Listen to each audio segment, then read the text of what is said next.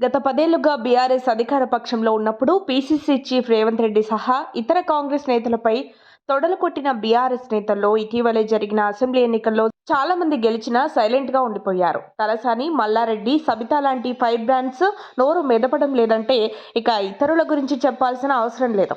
ఇటీవల జరిగిన అసెంబ్లీ సమావేశాల్లో కాంగ్రెస్ అధికార పక్షంగా, బీఆర్ఎస్ విపక్షంగా తొలి సమావేశాలను ఎదుర్కొంది. అయితే ఆ పార్టీకి చెందిన ఎమ్మెల్యేలో 2-3 తప్ప పెద్దగా ఎవరూ యాక్టివ్గా ఉన్నట్లు కనిపించలేదు.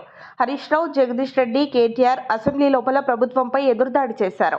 మరి బయట అయినా సరే ఇతర నేతలు కాంగ్రెస్ను టార్గెట్ చేశారంటే అసలు లేదని చెప్పాలి. పూర్తిగా సైలెంట్ మోడ్లోకి పోయారని చెప్పాలి. కాంగ్రెస్ను ఏమీ అనలేని నిస్సహాయ స్థితికి ఆ ఎమ్మెల్యేలు వెళ్లిపోయారు.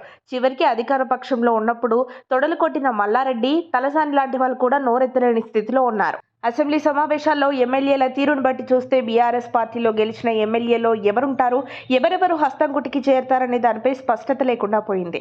తెలంగాణ అసెంబ్లీ ఎన్నికల ఫలితాలు వచ్చి వారం గడవక ముందే భద్రాచలం నుంచి బీఆర్ఎస్ తరపున గెలిచిన తెల్ల కాంగ్రెస్ తీర్థం పుచ్చుకున్నారు. ఇప్పుడు అసెంబ్లీ సాక్షిగా బీఆర్ఎస్ ముఖ్య నేతల తీరు చూసిన తర్వాత గులాబీ పార్టీకి త్వరలో గట్టి దెబ్బ పడటం ఖాయమని ప్రచారం జరుగుతోంది. బీఆర్ఎస్ చీఫ్ కేసీఆర్ కు దీనిపై స్పష్టమైన సమాచారం ఉందని, మొత్తం 15 మంది ఎమ్మెల్యేలపై ఆయన అనుమానపడుతున్నారని చెబుతున్నారు. పార్లమెంట్ ఎన్నికల కంటే ముందే డజన్కు పైగా గులాబీ పార్టీ ఎమ్మెల్యేల జంప్ చేయబోతున్నారని, వీరెవరో అన్న దానిపై బీఆర్ఎస్ లోనూ విస్తృతంగా చర్చ జరుగుతోంది. అసెంబ్లీ లాబీల్లో తీన్మార్ మల్లన్న సాక్షిగా ఎమ్మెల్యే మల్లారెడ్డి కాంగ్రెస్ పార్టీకి మద్దతు ఇస్తానని నేరుగా చెప్పేశారు. ఎన్నికలప్పుడే రాజకీయాలని, ప్రభుత్వానికి తమ మద్దతు ఉంటుందని చెప్పుకొచ్చారు. నిజానికి ఈ ఎమ్మెల్యే గతంలో రేవంత్ పై తొడగొట్టి మరీ సవాల్ విసిరారు. ఇప్పుడు నొప్పి తెలుస్తోంది. ఆయనతో పాటు ఆయన అల్లుడు కూడా ఎమ్మెల్యే అయ్యారు. కాంగ్రెస్ పార్టీ నుంచి సైగ కోసం ఎదురు చూస్తున్నారు. ఇక తెదేపా నుండి బీఆర్ఎస్ గూటికి చేరి గెలిచిన ఎమ్మెల్యేలు అత్యధికులు ఇప్పటికే రాయబారం పంపేశారు.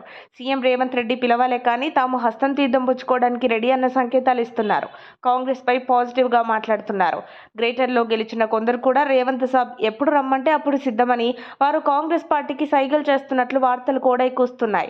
గతంలో కాంగ్రెస్ లో గెలిచిన 12 మంది ఎమ్మెల్యేలపై కేసీఆర్ ఎలాంటి స్కెచ్ వేశాడో అదే స్టైల్లో ఇప్పుడు సీఎం రేవంత్ బీఆర్ఎస్ ఎమ్మెల్యేలకు వేయనున్నట్లు తెలుస్తోంది. మరిన్ని అప్డేట్స్ కోసం మా కాయ్ టీవీని సబ్స్క్రైబ్ చేసుకోండి. మా వీడియో కనుక మీకు నచ్చినట్లయితే లైక్ చేయండి, షేర్ చేయండి. మీ విలువైన అభిప్రాయాలను కామెంట్ బాక్స్లో తెలియజేయండి.